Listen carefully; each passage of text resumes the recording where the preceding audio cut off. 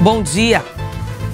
Maranhão é o estado onde mais se vive com menos de um salário mínimo. Cresce o número de microcefalia em todo o estado. Em uma semana, a quantidade é mais que o dobro. E voluntários se reúnem para dar cor às palafitas do bairro do Jaracati.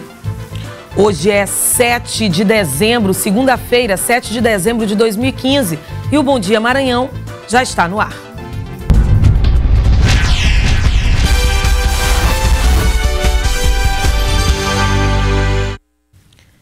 E uma pesquisa feita pelo IBGE mostra que o estado do Maranhão é o estado onde mais se vive com até um quarto do salário mínimo. Apesar de ter havido uma queda nesses dados negativos nos últimos 10 anos, milhares de famílias ainda sobrevivem com muito pouco. O Maranhão é o estado onde mais se vive com um quarto do salário mínimo. O percentual de 23,6% atingido no ano passado é quase 17 vezes maior que o de Santa Catarina. Rosinelli está gestante e é mãe de mais 2 crianças. Ela nos conta que sua renda mensal não passa de R$ 400. O dinheiro mal dá para o sustento. Às vezes quando falta assim, às vezes meus vizinhos que me ajudam, a minha vizinha ali que tem um comércio, aí às vezes eu compro fiado lá e para me pagar quando eu puder. Os dados fazem parte da síntese de indicadores sociais divulgadas pelo Instituto Brasileiro de Geografia e Estatística, com base em dados da Pesquisa Nacional por Amostra de Domicílios, o PNAD. Na comunidade onde Rosinelli mora, há vários problemas. Falta de um posto médico, falta de escola e uma assistência por base da CAEMA. Nós não temos água encanada, nós não temos serviço de segurança pública. Esses são os principais problemas que nós já diagnosticamos dentro da comunidade. O Maranhão aparece com o maior percentual de população, vivendo com até um quarto do salário mínimo por pessoa, 23,6%. Eu atribuo a isso, em primeiro lugar, o baixo grau de estruturação do mercado de trabalho maranhense em relação à realidade nacional. O que significa isso? Nós temos, enquanto que no Brasil, em torno de 60% da população economicamente ativa, ocupada, ela é empregada, assalariada, no Maranhão existe um baixo grau de assalariamento ainda. Esse percentual é de 40%. E a Secretaria de Estado da Saúde informou que até sexta-feira, última sexta-feira, dia 4, no Maranhão, de acordo com o Sistema de Informações sobre Nascidos Vivos, já foram confirmados 38 casos de bebês com microcefalia em 21 municípios. A capital São Luís lidera com 11 registros. Dos 38 casos confirmados, 9 mães tiveram Zika vírus durante a gestação, estando os demais casos sob investigação. Dentre os casos apresentados, um óbito ocorreu em São José de Ribamar. E neste começo de semana, a meteorologia prevê que no sul do Maranhão pode chover a partir da tarde. Sol e tempo firme nas demais áreas da região do Nordeste. Vamos acompanhar agora como ficam as temperaturas. Em Itapecuru-Mirim, Bacabal e Barreirinhas, a máxima é de 33 graus. Em Barra do Corda, Imperatriz, a máxima é de 38. Em Caxias, Barão de Grajaú, a máxima é de 39. E em São Luís, os termômetros oscilam entre 24 e 32 graus. E a seguir a gente fala sobre impeachment e o do atual cenário político no país. Agora são 7 horas e 35 minutos. O Bom Dia Maranhão volta já.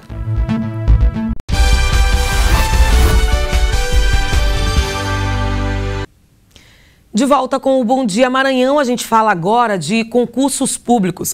Vagas disponíveis para a Prefeitura de Grajaú. São 52 vagas para o cargo de professor com salário de R$ 1.747,85. As inscrições vão até o dia 13 de dezembro. Você pode fazer as inscrições somente pela internet no site fsadu.org.br ou também o site sousandrade.org.br. A taxa é de R$ 50 para nível médio e R$ 70 para nível superior. Seguindo com o quadro de concursos e oportunidades de emprego, a Universidade Federal do Piauí abre 12 vagas também com salário de R$ 8.639,50. A carga horária de dedicação exclusiva com 40 ou 20 horas semanais aí de acordo com o cargo, e as inscrições vão até o dia 21 de dezembro. E ainda no Piauí, o Tribunal Regional Eleitoral abre 15 vagas para os cargos de analista judiciário e técnico judiciário. Os salários variam de R$ 5.425,79 a R$ 8.863,84. A carga horária é de 40 horas semanais e as inscrições vão até 7 de dezembro, até hoje, segunda-feira. Mais informações, assim como a inscrição, no site cesp.unb.br/concursos/TRE_PI_15. E a gente segue agora falando de economia. A Bovespa teve queda de 2,23% aos 45.360 pontos. No mercado de câmbio, o dólar teve queda de 0,26%, cotado a R$ 3,73. O peso argentino também teve queda de 0,08% e vale 38 centavos.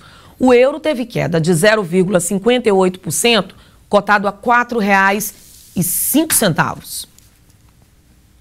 E quem for tirar ou renovar a carteira de trabalho terá uma novidade, é que ela passou a ser informatizada para evitar fraudes. Apesar da mudança, ninguém é obrigado a trocar o documento.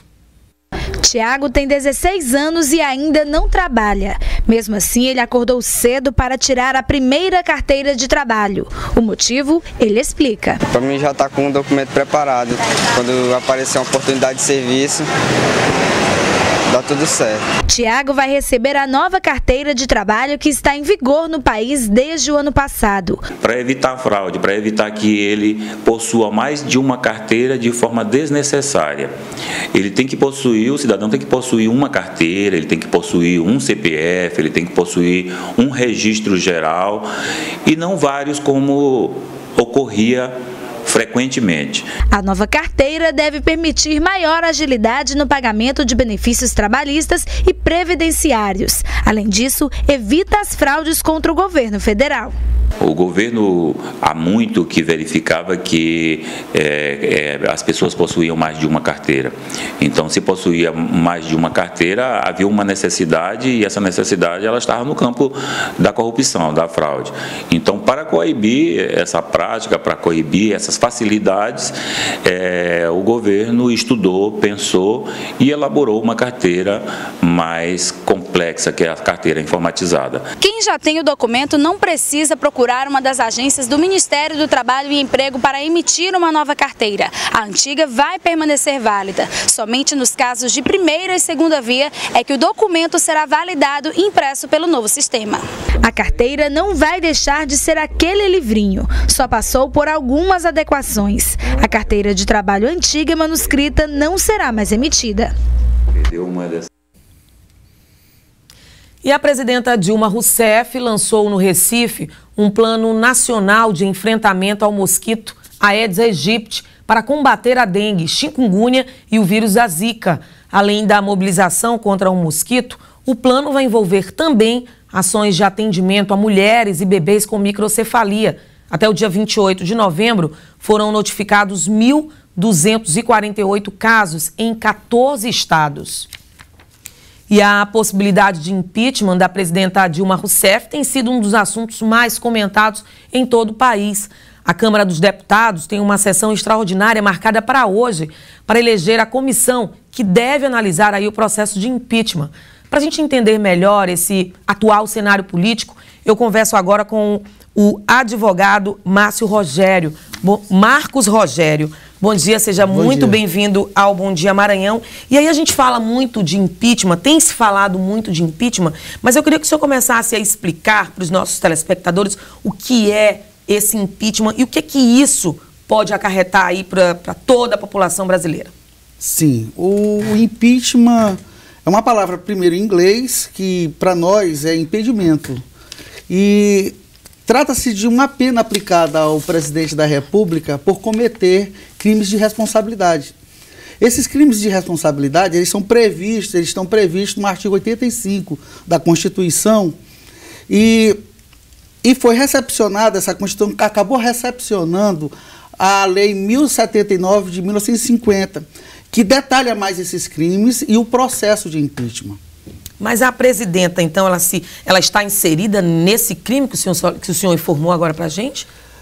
Os crimes de responsabilidade, eles não são propriamente crimes de caráter criminal, do caráter penal. Sim. São infrações político-administrativas, como eu já falei, previstas nesse artigo 85 da Constituição.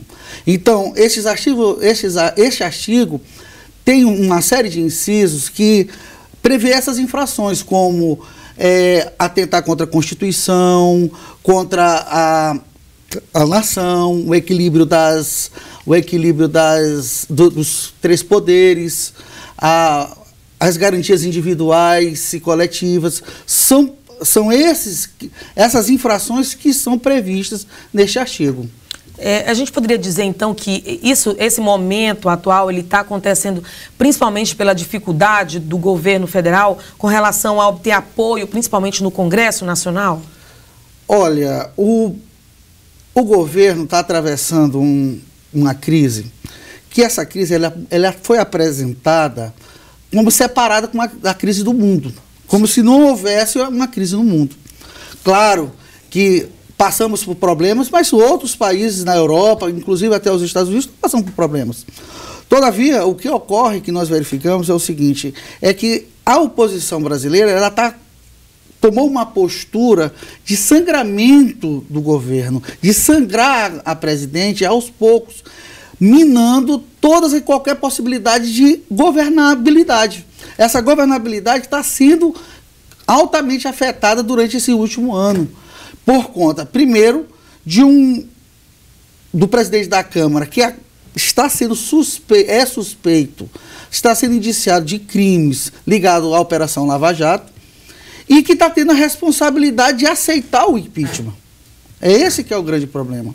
E quando, quarta-feira, dia 2, ele acabou aceitando o impeachment, em virtude justamente da falta do apoio do PT, que num ato de resquícios de dignidade, acabou rompendo com o presidente da Câmara. Esse impedimento, como o senhor bem explicou, ele não é algo tão comum. E aí eu queria que o senhor falasse, até não só no Brasil, por exemplo, essa é a segunda possibilidade, né? Já aconteceu uma vez, na época do presidente do Fernando Collor, e agora existe a possibilidade com a presidenta Dilma Rousseff. Mas não é algo muito comum em outros países, né? Sim. Quantos impeachments, por exemplo, já aconteceram em toda a história política? Olha, o que acontece é que houve o impeachment em 1992 aqui no Brasil, e logo no ano seguinte, Carlos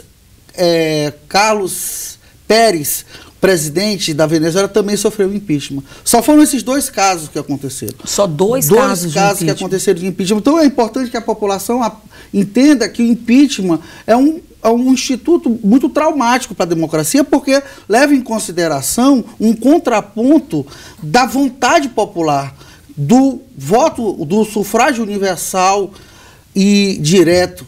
Então, se fazer um contraponto a esse fundamento básico da democracia é muito raro. Não basta só apenas você estar descontente de um governante ou porque você queria que outro candidato fosse eleito e você lançar a mão de um impeachment.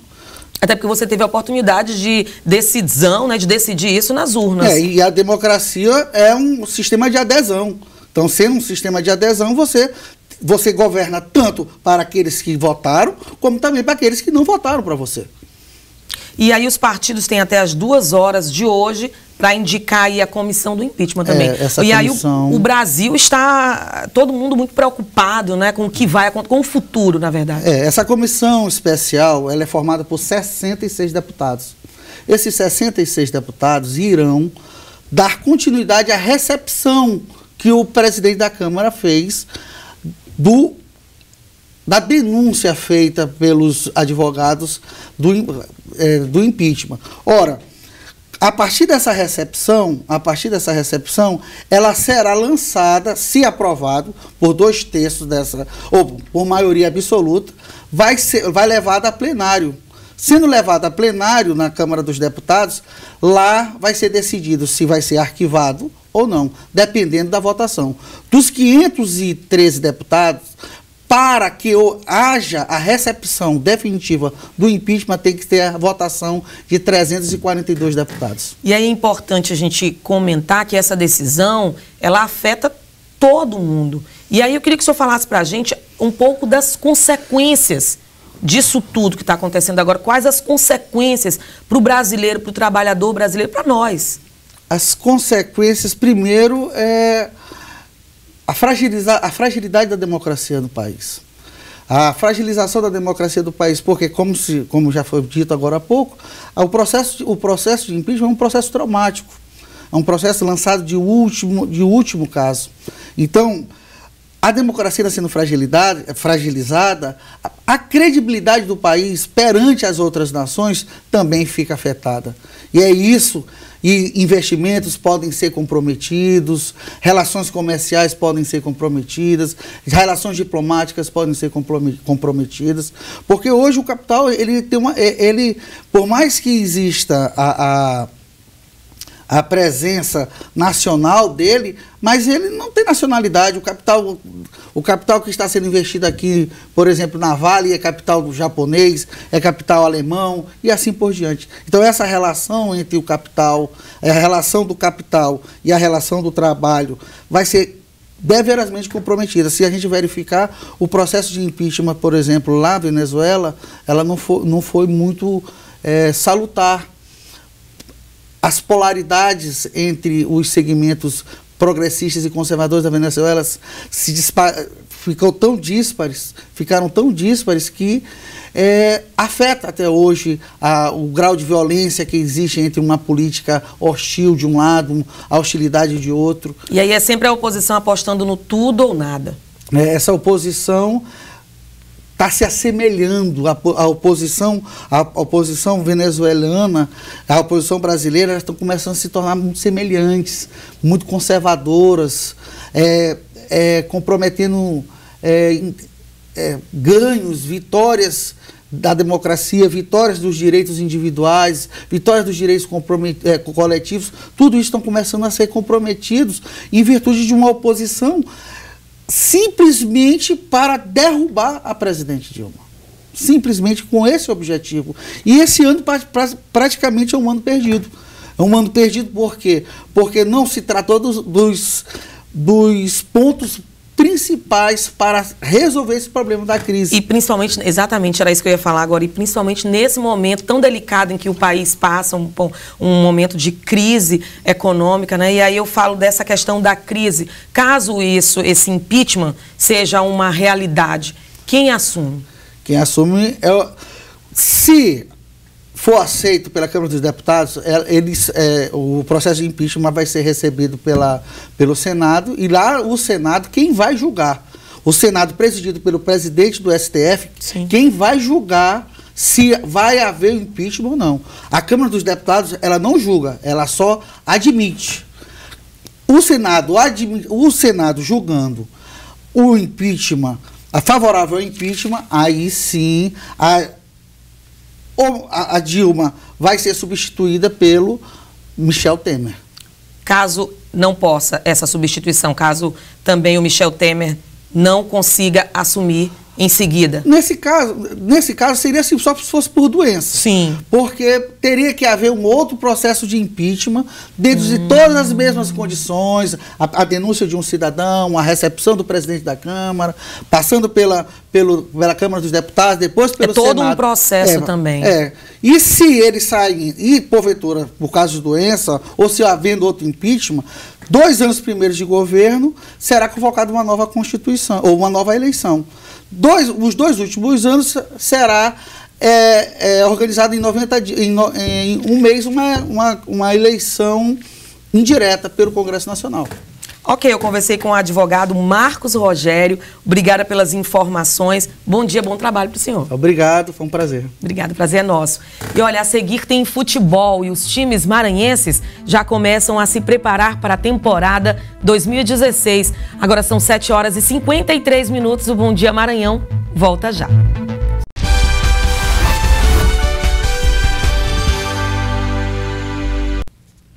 E agora a gente volta falando de futebol. A temporada 2015 para o futebol brasileiro encerrou e os times já começaram a movimentação para o próximo ano. Vamos ao vivo saber mais informações com o repórter Eduardo Ericeira. Ô Eduardo, os times maranhenses então já iniciaram as contratações, é isso? Bom dia. Isso mesmo, Helene. Muito bom dia a você, bom dia a todos que acompanham o Bom Dia Maranhão. Os grandes aqui da capital maranhense, Sampaio, Moto e Maranhão já iniciaram sim as contratações. A temporada 2015 encerrou oficialmente com o final do Campeonato Brasileiro da Série A ontem e os times já se movimentam, como você disse aí, para as contratações para enfrentar a temporada 2016. Nesse final de semana, no sábado à tarde, foi apresentado o novo comandante tricolor, será Marcelo Chamusca. Ele foi apresentado no CT José Carlos Macieira pelo presidente do clube, Sérgio Frota, e vai ter a missão aí de comandar o Sampaio Corrêa na temporada 2016. Marcelo Chamusca estava no Fortaleza e veio aqui na temporada 2016, vai vestir a camisa tricolor, vai comandar o Sampaio na próxima temporada. O Sampaio também acertou a permanência dos goleiros Juan e também o Jean, o outro goleiro Rodrigo, que foi inclusive titular nessa temporada, ele foi para o São Bento, emprestado São Bento de São Paulo apenas por empréstimo. A diretoria do Sampaio tenta aí manter a permanência de outros jogadores, como por exemplo os zagueiros Luiz Otávio, Mimica, o lateral Daniel Damião, o zagueiro também Plínio, alguns jogadores importantes nessa temporada que a diretoria vai tentar manter para a próxima temporada, temporada 2016. Outros jogadores também devem ficar, o caso aí do atacante Pimentinha, também o atacante Henrique, devem permanecer no Sampaio. Outros atletas que não foram aproveitados nessa temporada também devem ficar e devem ser aproveitados nessa próxima temporada. É o caso aí do meio-campo Felipe Costa, também do Valderrama, também no caso do Levi. O Motoclube também já anunciou algumas contratações aqui do volante Robson Simplício, do lateral Chico Bala, do zagueiro Renan Dutra, do lateral Portela, também do meio atacante Marcos Paulo, além de já ter anunciado o goleiro Rodrigo Ramos e também o técnico Rui Scarpino. Lembrando que o campeonato estadual, o campeonato maranhense, começa no dia 31 de janeiro, é a primeira competição oficial. Voltamos com você, Eliane. Obrigada, Eduardo. Bom dia, bom trabalho para você. E olha só, voluntários se reuniram neste final de semana para dar mais cor às palafitas da região do Jaracati. Esse é um projeto que, além de mudar a estética das moradias, também se preocupa com a educação das crianças. Aos poucos a visão vai ficando diferente. Paredes vermelhas, azuis e o colorido vai dando mais vida ao conjunto de palafitas. A paisagem, antes desoladora, ganha cores e parece mudar o modo de ver o mundo. Não é todo dia que a gente tem essa oportunidade de encontrar no projeto, como esse que ajuda todo mundo. Mas tudo vai além do visual. Afinal, não é só a fachada das casas que mudam. A educação é uma importante aliada do projeto e ela vai garantir a verdadeira mudança a longo prazo. As crianças, por exemplo, recebem aulas de inglês, canto, reforço escolar e atividades recreativas, tudo de graça.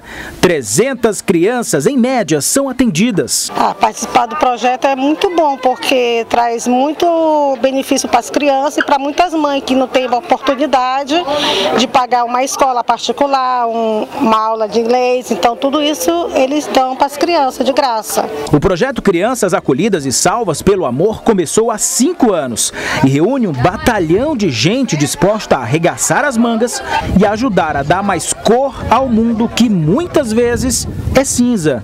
Há 200 voluntários chegou aqui, mas semanal nós trabalhamos quase com 25 voluntários aqui. As atividades do projeto acontecem o ano inteiro e abraçam toda a comunidade. Cada vez mais gente se une a essa turma para o mutirão de pintura de palafitas.